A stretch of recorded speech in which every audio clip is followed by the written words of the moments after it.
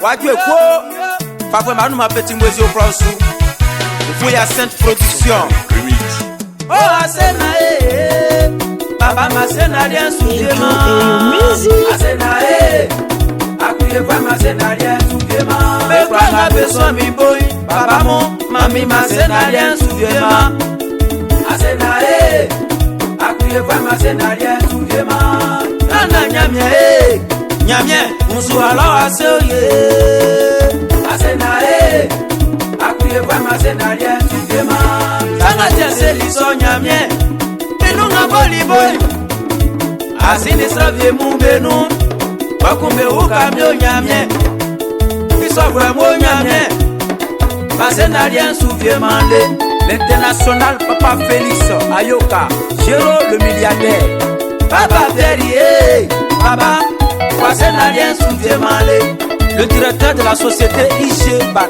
Merci Mama Vito Kwasi Brisi DJ Zender Arrange Joali Ukamio Maëla Baseo Baba Kakade de San Pedro Babengé Ancien Mesuo Baba Defe Irien Mami Monae Asena Moule Asena Akuye Fama Asena Rien Souviement Abakwa Florent Florent Asena Ola O Missier Asena Akuye Fama Asena Rien Souviement Nana Dibijano Kwasi Ple Krombo Manu Malepjani Nana Asena Nana Nya Asena Rien Osumrima Mrima Noni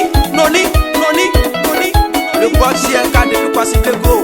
Merci Roti Managa Presikata Kwasi Ple Go Asena Moule Asena Akuye Fama Asena Rien Souviement. Oui Asena Abamon Asena Rien Osumrima Asena Akuye Fama Asena Rien Souviement. Waka Biesimo Asena Kusu Osumrima Baba Sa Rodolfo Asena Rien Osumrima.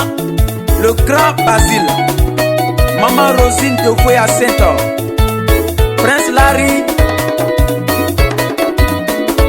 Papa Victorien il est Maman José Victorien Agnoyi Amouasena Osutwa Minwa Baba Christelle Kwadjo Maman Aimé Kwasi. Merci Talalo Baba Remo Yabio Amouasena Rien Osumrima Papa Ejeni Okusu Asena Rien Osumrima Ouvoya Sente Baba Oliviola Omisie. L'association Agassi Session Baoulé est représentée. Serviteur Herman Aranja Joël Ewe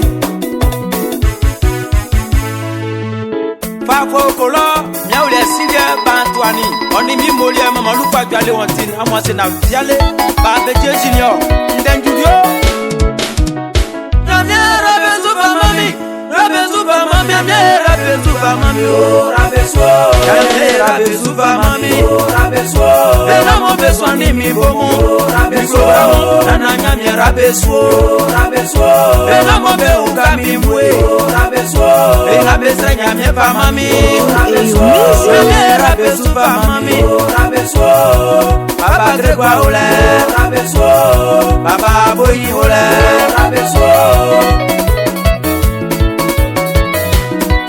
Jason Ole Parrain Jojo Ole Nyamera Bezuba Mami Oh Rabeso Baba Ken Kole Oh Rabeso Baba Yaoliki Ole Oh Rabeso Nyamera Bezuba Mami Oh Rabeso Le père GLK de Kwasi Ple Go